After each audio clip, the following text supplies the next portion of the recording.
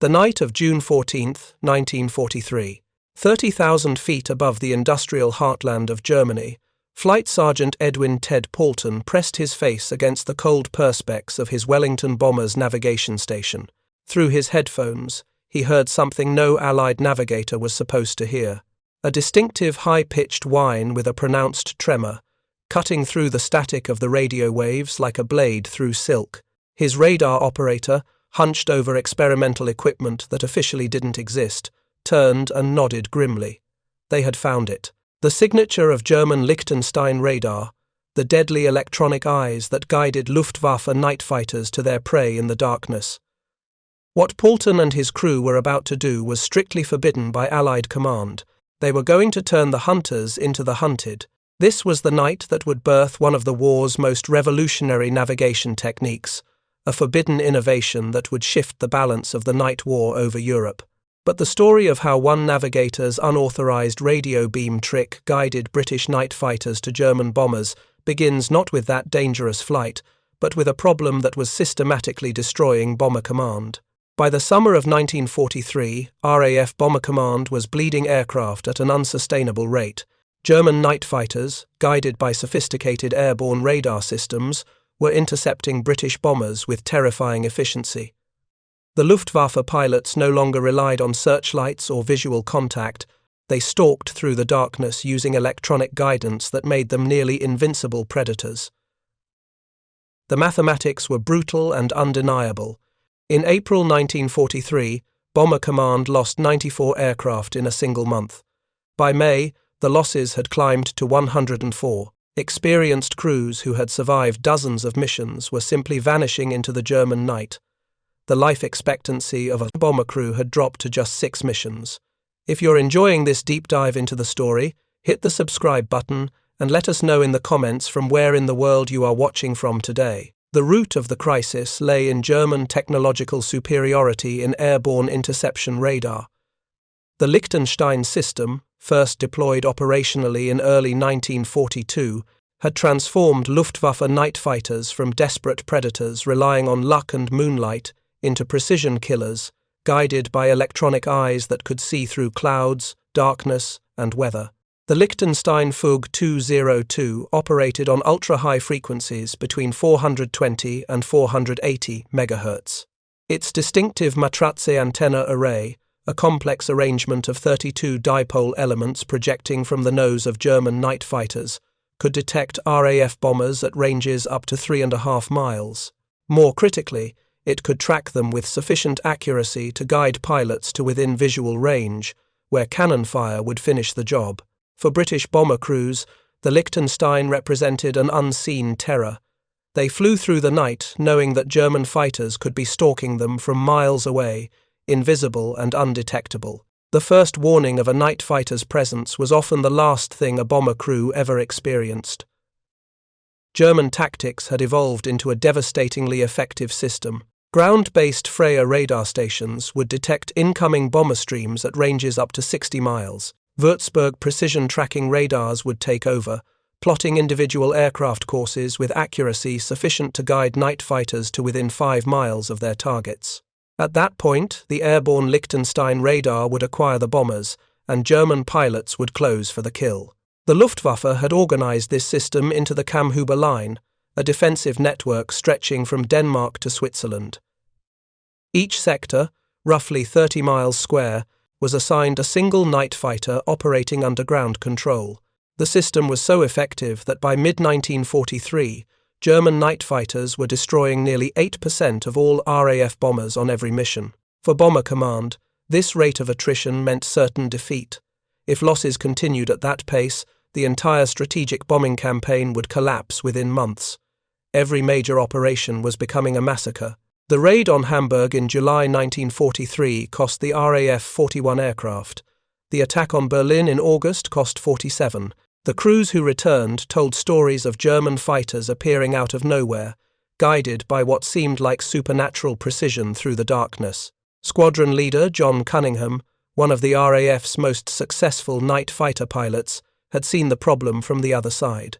His own aircraft carried British AI Mark IV radar, similar in concept to the German Lichtenstein, but far less sophisticated. Cunningham understood that the RAF needed a way to turn German technological superiority against itself. The solution, when it came, would emerge from an unauthorized experiment conducted by men who were supposed to be following orders, not inventing new ways to fight the war. But first, British intelligence needed to understand exactly how the German system worked.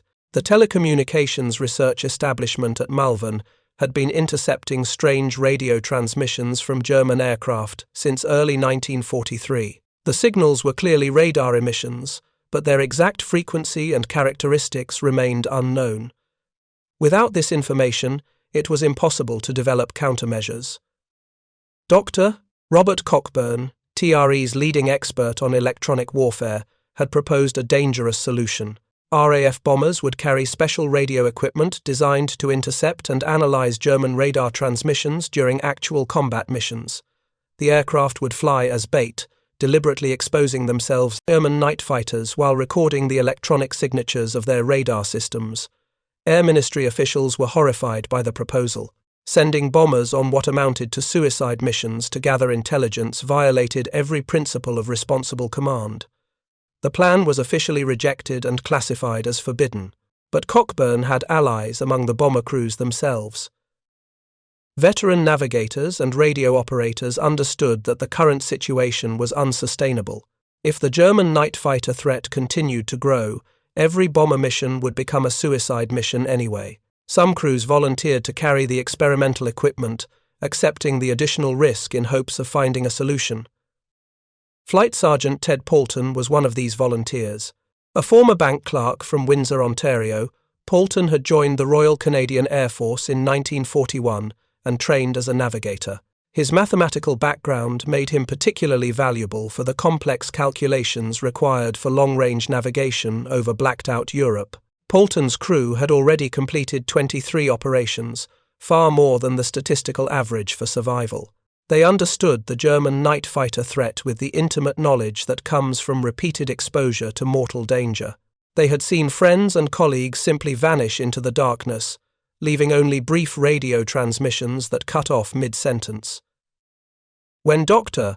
Cockburn's representative approached Paulton about carrying experimental radio equipment, the navigator accepted without hesitation. The mission would require flying a deliberate pattern designed to attract German night fighters, while special operators monitored and recorded their radar transmissions. It was extraordinarily dangerous, but it offered the possibility of finding a way to fight back. The equipment installed in Paulton's Wellington was unlike anything previously carried by RAF bombers. Multiple radio receivers tuned to suspected German radar frequencies filled the aircraft's bomb bay. Cathode ray tubes displayed incoming signals, while recording equipment captured every electronic emission for later analysis. Most importantly, the aircraft carried direction-finding equipment that could determine the bearing to any radio transmission. Dr. Cockburn's plan was simple in concept, but terrifying in execution. The Wellington would fly patterns designed to simulate a straggling bomber falling behind the main stream. German night fighters would inevitably investigate, using their Lichtenstein radar to track the apparent target. The experimental equipment would record these transmissions, providing the intelligence needed to develop countermeasures. The first test flight took place on the night of December 3, 1942. Paulton's crew took off from RAF Gransden Lodge at 2:02 hours, climbing into the winter darkness over Cambridgeshire. Their destination was the industrial Ruhr Valley, where German night fighters were most active. As the Wellington crossed the North Sea, navigator Bill Barry plotted a course designed to attract maximum German attention. They would approach the target area slowly, maintaining steady altitude and course while broadcasting on frequencies known to be monitored by German ground control. To German radar operators, they would appear to be a lone bomber separated from the main stream, perfect prey for night fighter interception. The plan worked better than anyone had hoped and worse than anyone had feared. As the Wellington approached the German coast, the experimental equipment began picking up radar transmissions. First came the long-range Freya signals, powerful low-frequency emissions from ground-based early warning stations. Then, as they penetrated deeper into German airspace, the shorter-range Würzburg tracking signals appeared on the cathode ray tubes. But it was the third type of signal that made everyone aboard the Wellington understand the deadly game they were playing. High-frequency transmissions with the characteristic signature of airborne radar appeared on the receivers. German night fighters were tracking them, invisible in the darkness, guided by electronic eyes that could see what human vision could not. The special equipment operator, Flight Sergeant Dennis Fuller, carefully recorded the frequency, signal strength, and bearing of each transmission. This was the intelligence that could save hundreds of bomber crews, but obtaining it required staying within range of German fighters long enough to gather comprehensive data. For 45 minutes, Paulton's crew flew through German-controlled airspace, while enemy night fighters stalked them. The Lichtenstein signals grew stronger and more frequent, indicating that multiple German aircraft were converging on their position. Several times, the signals became so strong that Fuller warned they were probably within visual range of their hunters. The Wellington's crew could do nothing but maintain course and hope that darkness and luck would protect them. They carried no defensive armament that could engage night fighters, and their only protection was the experimental equipment that was simultaneously their mission and their greatest vulnerability. At precisely 3:15 in the morning, German time, the Lichtenstein signals suddenly changed character. Instead of the steady transmissions that indicated search mode, the radar emissions became rapid and erratic, the signature of a system that had locked onto its target. Fuller's voice crackled through the intercom with two words that chilled everyone aboard. Contact acquired. Somewhere in the darkness, a German night fighter had achieved radar lock on their Wellington. The experimental mission had succeeded in gathering the intelligence needed to understand German radar systems, but success might cost them their lives. The hunter was closing for the kill, guided by electronic systems that made evasion nearly impossible. What happened next would validate Dr. Cockburn's forbidden experiment and provide the foundation for one of the war's most revolutionary navigation techniques. But it would also demonstrate the terrible price paid by the men who flew these unauthorized missions, risking everything to find a way to strike back at an enemy who had achieved technological supremacy in the deadly game of night warfare. The solution that emerged from Paulton's flight would eventually be known by the code name Serate, and it would fundamentally change the balance of power in the night skies over Europe. But first, it would require more forbidden flights, more unauthorized experiments, and more crews willing to risk everything for the chance to turn the hunters into the hunted. The electronic warfare revolution that would help win the war was about to begin, born from the desperate ingenuity of men who refused to accept that German technological superiority was insurmountable. The forbidden radio beam trick that would guide British night fighters to German bombers was still evolving in the darkness over the Ruhr Valley, written in radio waves and paid for with courage that official regulations could neither authorize nor prevent. In that moment, as German Lichtenstein radar signals indicated an imminent attack on Paulton's Wellington, the future of night warfare hung in the balance. The experimental equipment that had successfully captured the electronic signatures needed to revolutionize Allied night fighting capabilities now threatened to become the instrument of the crew's destruction. Flight Sergeant Fuller watched his cathode ray tube as the Lichtenstein signals intensified. The German night fighter was closing rapidly, guided by radar emissions that painted the Wellington as clearly as daylight against the electronic darkness. Fuller had perhaps 30 seconds to complete his recordings before the hunter became the killer. Paulton made a decision that would echo through the development of Allied electronic warfare. Instead of taking evasive action that might save his crew but compromise the mission, he ordered the Wellington to maintain course and altitude. The intelligence they were gathering could save hundreds of bomber crews, but only if they could complete the recordings and return to base with the data intact. The Lichtenstein signals reached maximum intensity, indicating that the German fighter was within visual range. Through his headphones, Fuller heard the telltale change in radar emission patterns that meant the enemy pilot had acquired visual contact. In the Messerschmitt Bf 110 closing on their tail, German radar operator Unteroffizier Klaus Weber was guiding his pilot onto what appeared to be an easy kill. Weber had been flying night fighter missions since early 1943 and had participated in 7 confirmed bomber destructions. His Lichtenstein Fug 202 radar had functioned flawlessly throughout the interception, providing precise range and bearing information that brought his pilot to within 200 meters of the target. Standard procedure called for visual identification before opening fire, but the target's behavior had been so predictable that Weber was confident they were tracking a British bomber. What Weber could not know was that his radar emissions were being recorded, analyzed, and catalogued by equipment specifically designed to turn German technological superiority into Allied advantage. Every transmission from his Lichtenstein system was providing British electronic warfare specialists with the intelligence needed to develop countermeasures that would neutralize the German night fighter threat. The moment of convergence between hunter and hunted stretched across the darkness above the Ruhr Valley. Two aircrew, separated by ideology and nationality, but united by courage and technical expertise, faced each other across the electronic battlefield that night warfare had become. The outcome would determine not only their personal survival but the future direction of the war in the night skies over Europe. Paulton's Wellington held course for another 15 seconds, gathering the final electronic intelligence needed to complete the mission. Fuller's equipment recorded the full spectrum of German radar emissions, from initial acquisition through final tracking phases. The data would prove invaluable for developing the countermeasures that would eventually turn German night fighters from hunters into hunted. Then, with characteristic Canadian understatement, Paulton announced over the intercom, "Gentlemen, I believe we have what we came for." The Wellington banked sharply to port and dove toward the cloud layer below, engines straining as Paulton pushed the aircraft to its maximum performance limits.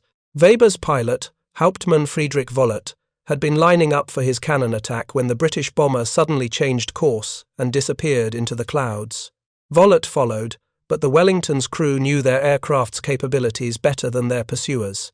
Paulton had calculated his escape route before beginning the experimental flight, identifying cloud formations and navigation waypoints that would provide concealment during the withdrawal.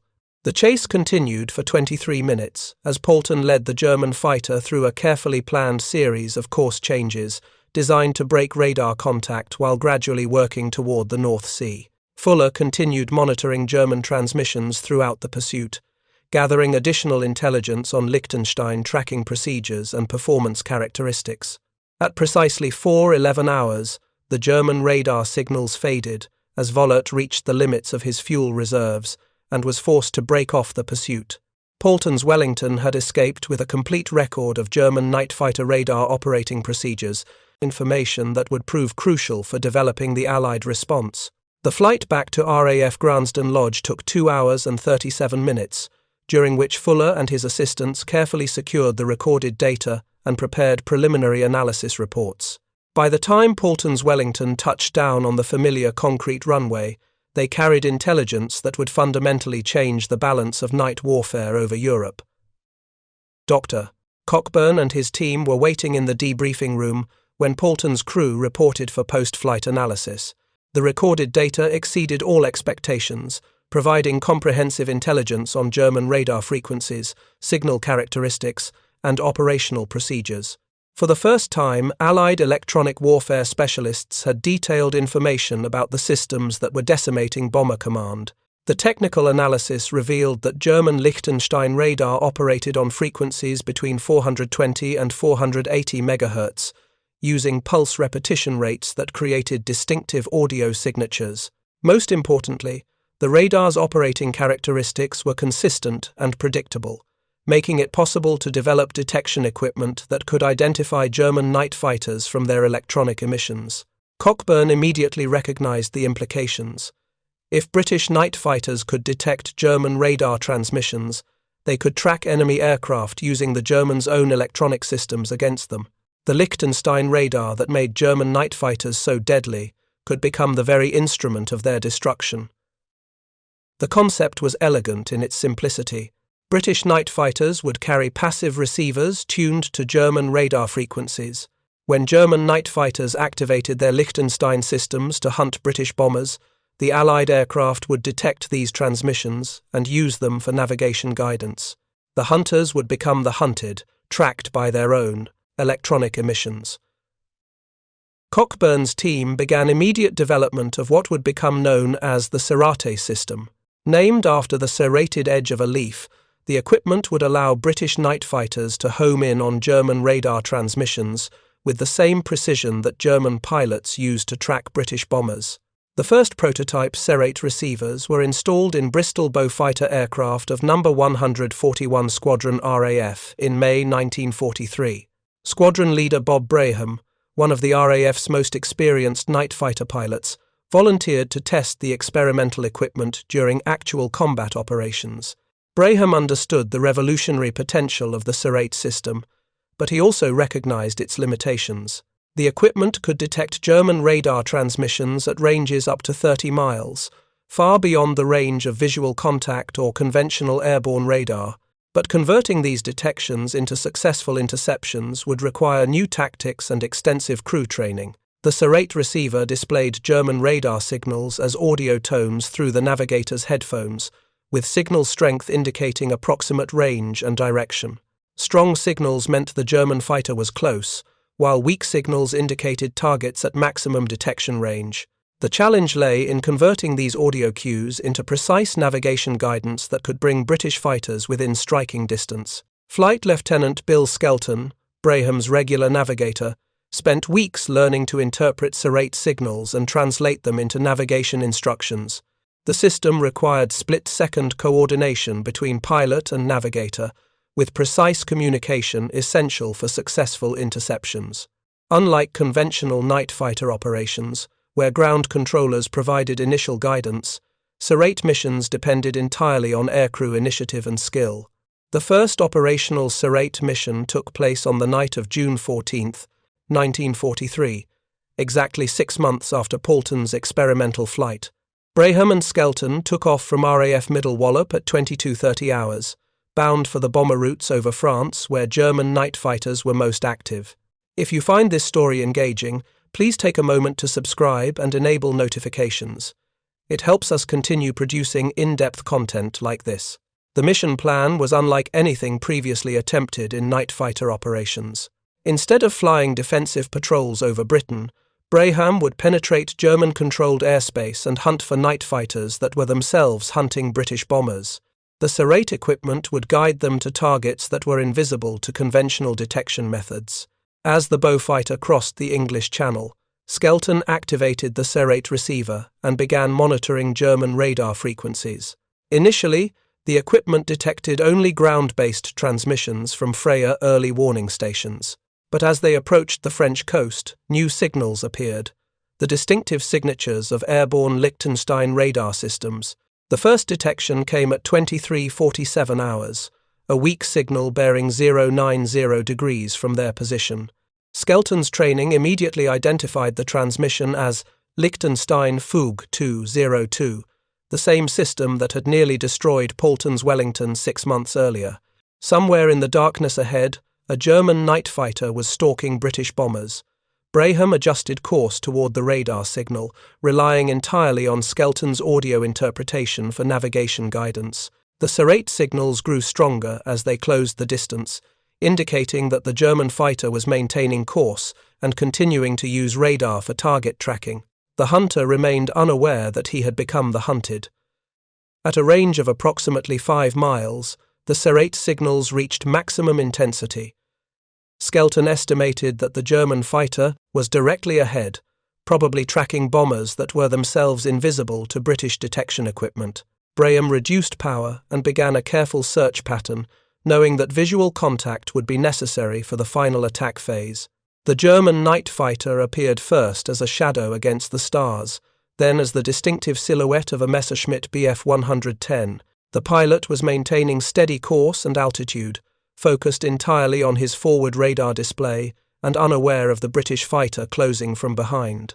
His radar operator was concentrating on the bombers ahead, never suspecting that his own electronic emissions had betrayed their position. Braham positioned his Beaufighter for attack, using techniques perfected during defensive operations over Britain. The Bf 110 remained unaware of danger until Braham opened fire with his 420mm cannons at a range of 200 meters. The first burst struck the German fighter's port engine, sending flames streaming back along the fuselage. The German pilot attempted evasive maneuvers, but the Beaufighter's superior speed and firepower made escape impossible. Braham's second burst shattered the Bf-110's cockpit and severed the control cables. The German fighter rolled inverted and dove toward the French countryside below, carrying its crew to their deaths. Skelton recorded the interception in his log. Serate contact at 23:47 hours, bearing 090. Visual contact at 0012 hours. Enemy aircraft destroyed at 0014 hours. Lichtenstein transmissions ceased. The first Serate victory had taken 27 minutes from initial detection to final destruction.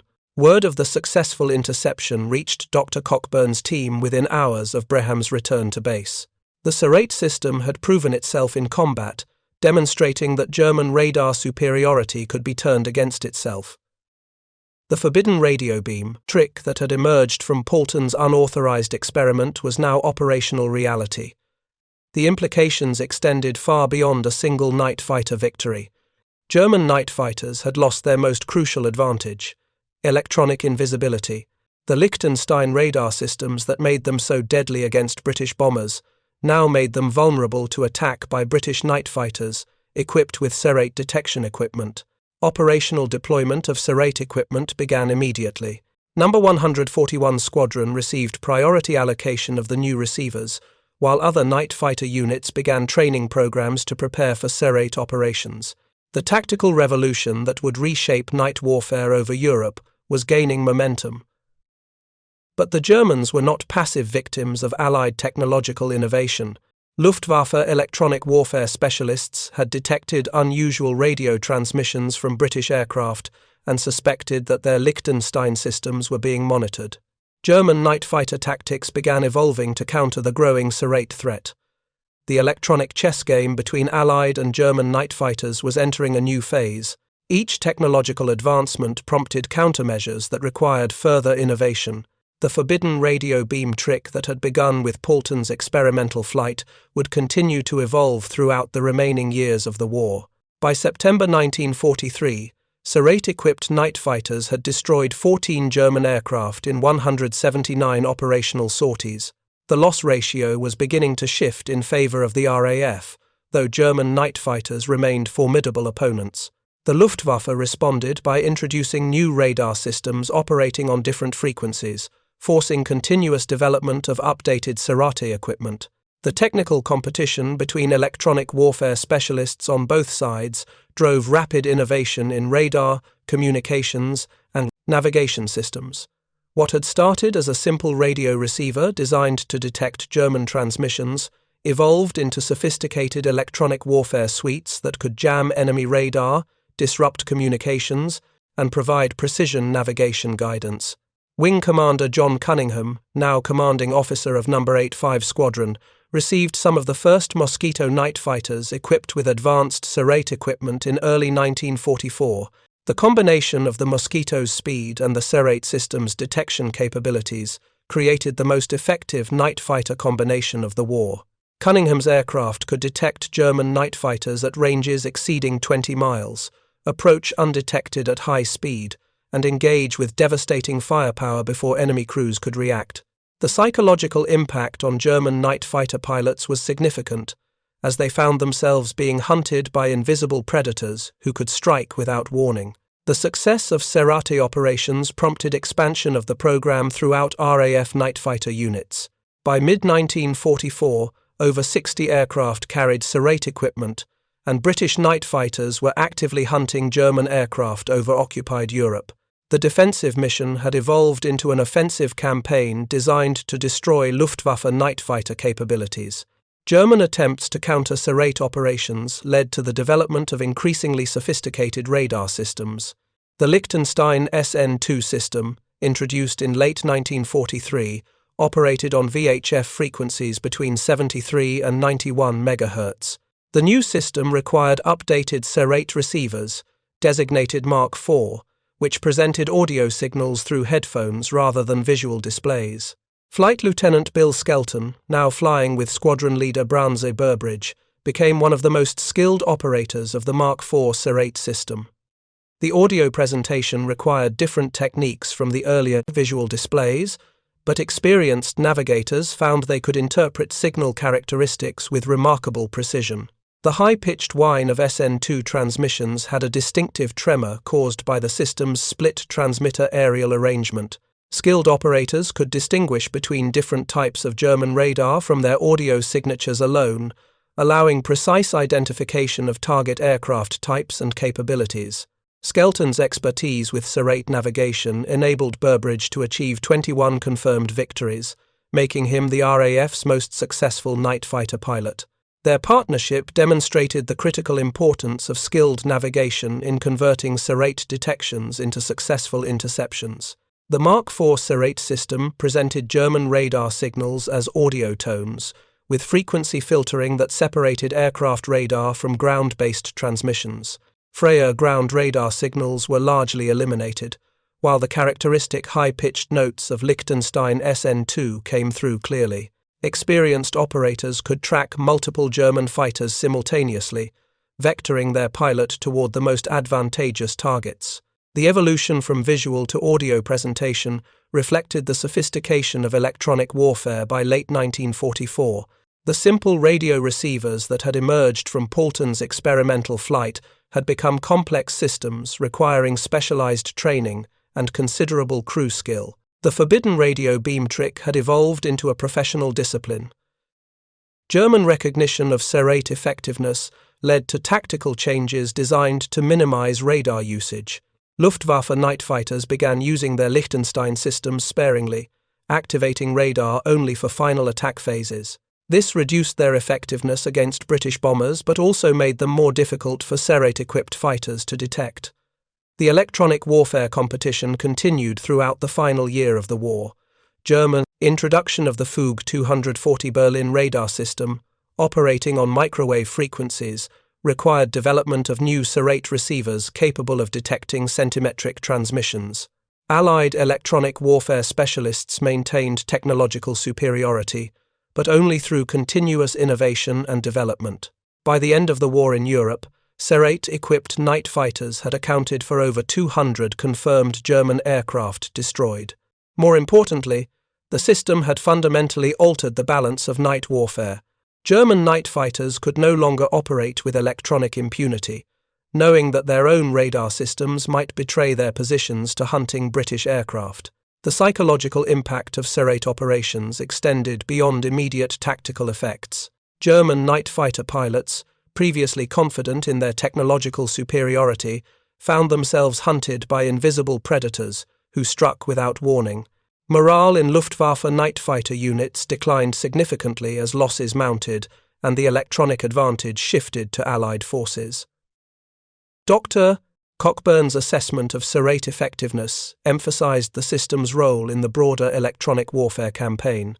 The equipment had not only provided tactical advantages in individual combat encounters, but had forced fundamental changes in German tactics and equipment development. The forbidden experiment that began with Paulton's unauthorized flight had created a new dimension of warfare. The technical lessons learned from Serate development influenced post-war radar and electronic warfare systems. The principle of using enemy emissions for navigation and targeting became standard doctrine for military forces worldwide. Modern electronic warfare capabilities trace their origins directly to the radio receivers that detected German Lichtenstein transmissions over occupied Europe. Flight Sergeant Ted Paulton never flew another experimental mission after his December 1942 flight over the Ruhr Valley. He completed his operational tour with Bomber Command and returned to Canada in early 1944. His contribution to the development of Serate remained classified for decades after the war, known only to the specialists who understood the significance of his unauthorized intelligence gathering. The Wellington aircraft that carried the experimental equipment was retired from operational service in mid-1943 and eventually scrapped. No memorial marks the aircraft that carried out one of the war's most significant electronic warfare missions. The courage required for the forbidden flight that made Serate possible was never officially recognized because the mission itself was never officially authorized. Dr. Robert Cockburn received post-war honors for his contributions to radar development and electronic warfare. His assessment of the Serate program emphasized the crucial role played by operational aircrew who voluntarily participated in dangerous experimental missions. The system's success depended as much on individual courage as on technical innovation. Wing Commander Bob Braham, who conducted the first operational Serate mission, was credited with 29 confirmed night fighter victories. His pioneering work with electronic detection equipment influenced RAF night fighter tactics throughout the final years of the war. Braham's techniques for converting Serate detections into successful interceptions became standard procedure for subsequent operations. Squadron leader Brandze Burbridge and Flight Lieutenant Bill Skelton represented the pinnacle of Serate operational effectiveness. Their 21 confirmed victories demonstrated the system's potential when operated by skilled and experienced crews. Skelton's mastery of audio signal interpretation became the model for Navigator training programs. The human cost of developing and deploying Serate equipment was significant, but ultimately justified by operational results. Several experimental aircraft were lost during development phases, and operational missions carried constant risk of interception by the very German fighters they were hunting. The courage required for these missions matched the technical sophistication of the equipment they carried. By war's end, the electronic warfare revolution that began with Paulton's forbidden flight had fundamentally changed military aviation. Radar was no longer simply a detection device, but had become the foundation for complex electronic warfare systems. The radio beam tricks developed during the night fighter campaign influenced military technology for decades afterward. The legacy of the Serate system extended beyond its immediate tactical applications. The principle of electronic intelligence gathering, the development of passive detection systems, and the integration of electronic warfare with conventional tactics all traced their origins to the experimental flights over occupied Europe. Modern military aircraft carry electronic warfare suites that operate on principles first proven by night fighter navigators listening to German radar transmissions through primitive headphones. The story of how one navigator's forbidden radio beam trick guided night fighters to bombers represents a fundamental truth about technological warfare.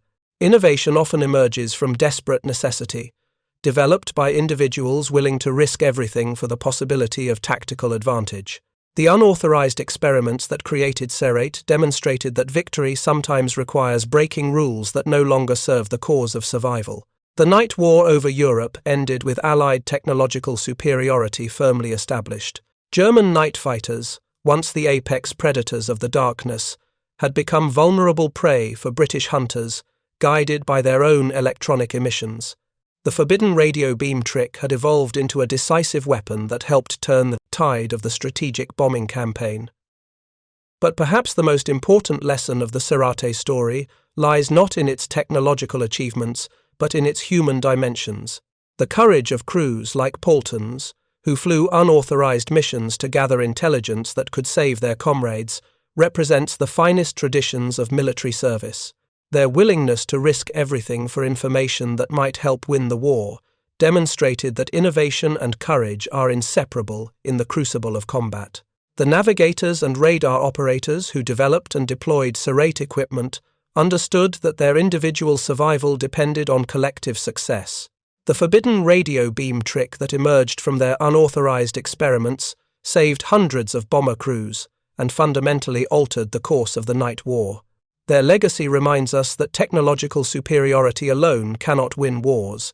It requires individuals willing to take extraordinary risks to turn innovation into operational reality. The electronic warfare revolution that began in the darkness over the Ruhr Valley continued long after the war ended. Modern military forces operate in an electromagnetic environment shaped by the principles first proven by World War II night fighter crews. The radio receivers that detected German Lichtenstein transmissions evolved into sophisticated electronic warfare suites that remain essential components of contemporary military aircraft. Thank you for watching. For more detailed historical breakdowns, check out the other videos on your screen now and don't forget to subscribe.